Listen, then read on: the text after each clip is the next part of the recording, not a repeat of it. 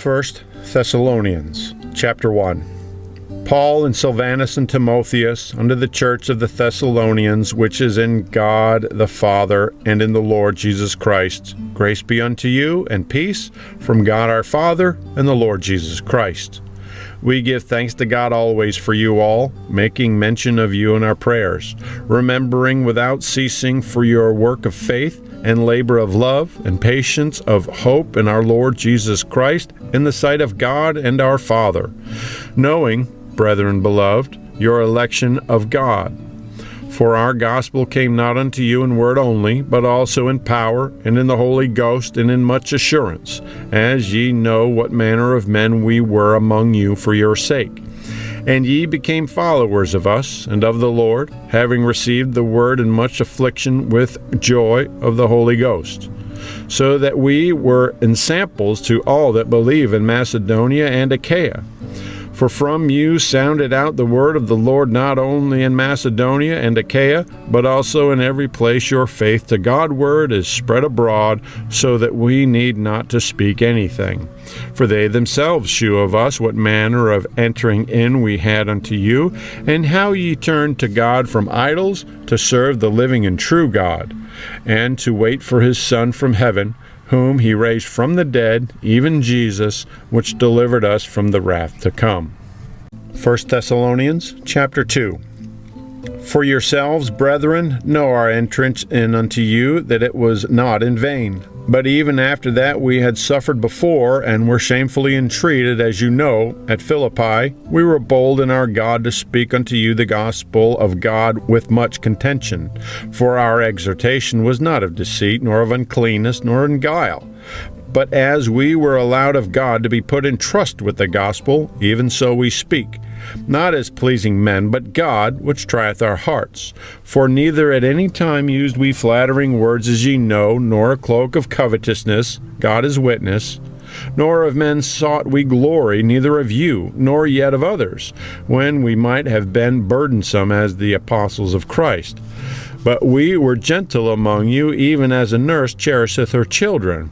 So being affectionately desirous of you, we were willing to have imparted unto you not the gospel of God only, but also our own souls, because ye were dear unto us.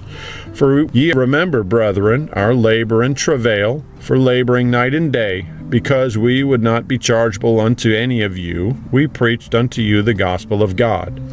Ye are witnesses, and God also, how holily and justly and unblameably we behaved ourselves among you that believe. As ye know how we exhorted and comforted and charged every one of you, as a father doth his children, that ye would walk worthily of God, who hath called you unto his kingdom and glory.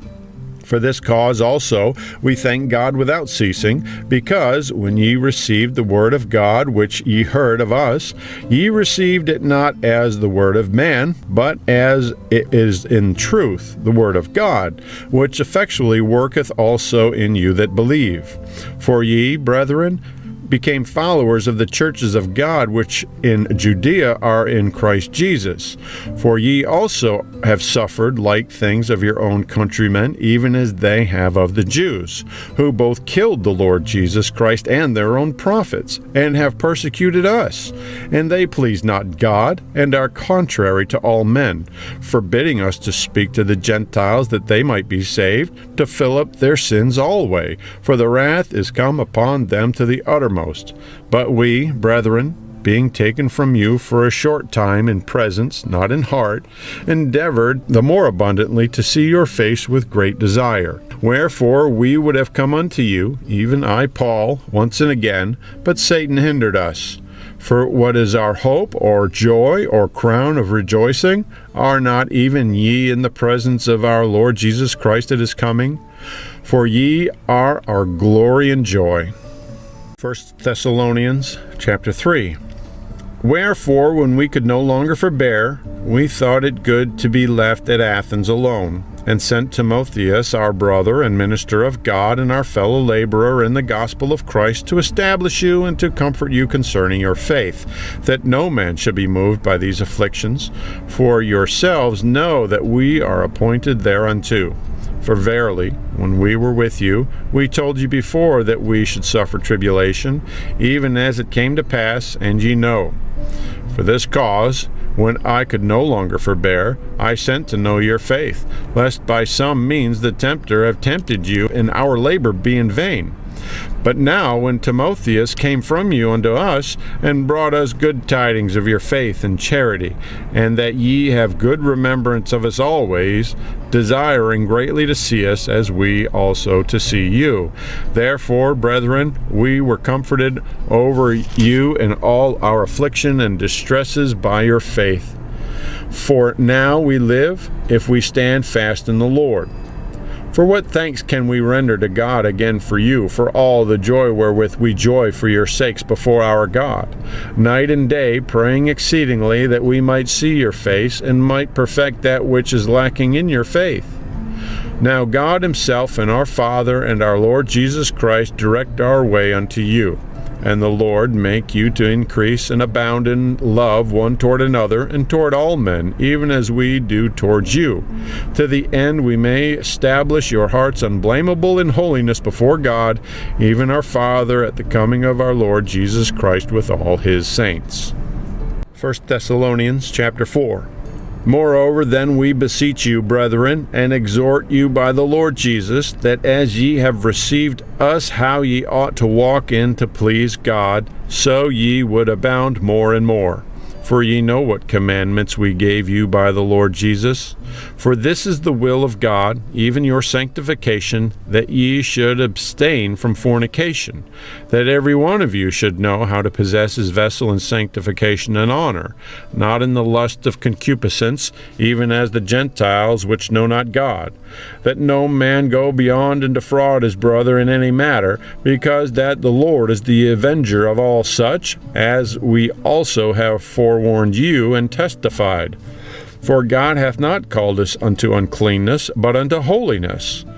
He therefore that despiseth not man, but God, who hath also given unto us his Holy Spirit. But as touching brotherly love, ye need not that I write unto you, for ye yourselves are taught of God to love one another. And indeed ye do it toward all the brethren which are in all Macedonia. But we beseech you, brethren, that ye increase more and more, and that ye study to be quiet, and to do your own business, and to work with your own hands, as we commanded you, that ye walk honorably toward them that are without, and that ye may have lack of nothing. But I would not have you to be ignorant, brethren, concerning them which are asleep, that ye sorrow not, even as others which have no hope.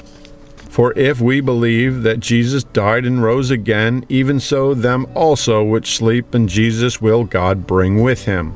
For this we say unto you by the word of the Lord, that we which are alive and remain unto the coming of the Lord shall not prevent them which are asleep. For the Lord himself shall descend from heaven with a shout, with the voice of the archangel, and with the trump of God, and the dead in Christ shall rise first. Then we which are alive and remain shall be caught up together with them in the clouds to meet the Lord in the air, and so shall we ever be with the Lord. Wherefore comfort one another with these words. 1 Thessalonians chapter 5. But of the times and the seasons, brethren, ye have no need that I write unto you. For yourselves know perfectly that the day of the Lord so cometh as a thief in the night. For when they shall say, Peace and safety, then suddenly destruction cometh upon them, as travail upon a woman with child, and they shall not escape. But ye, brethren, are not in darkness, that that day should overtake you as a thief. Ye are all the children of light and the children of the day. We are not of the night, nor of darkness.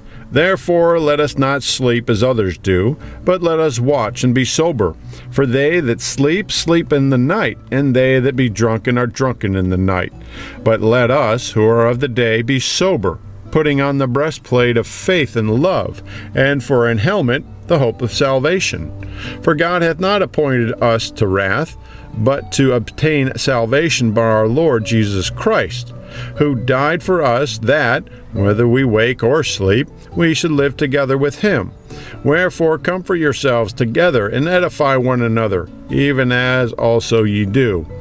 And we beseech you, brethren, to know them which labor among you and are over you in the Lord, and admonish you, and to esteem them very highly in love for their work's sake, and be at peace among yourselves.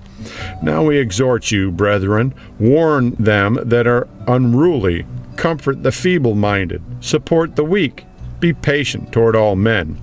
See that none render evil for evil unto any man, but ever follow that which is good, both among yourselves and to all men. Rejoice evermore, pray without ceasing, in everything give thanks, for this is the will of God in Christ Jesus concerning you. Quench not the spirit, despise not prophesying, prove all things, hold fast to that which is good, abstain from all appearance of evil. And the very God of peace sanctify you wholly, and I pray God your whole spirit and soul and body be preserved blameless unto the coming of our Lord Jesus Christ. Faithful is he that calleth you, who also will do it. Brethren, pray for us. Greet all the brethren with an holy kiss. I charge you by the Lord that this epistle be read unto all the holy brethren. The grace of our Lord Jesus Christ be with you. Amen.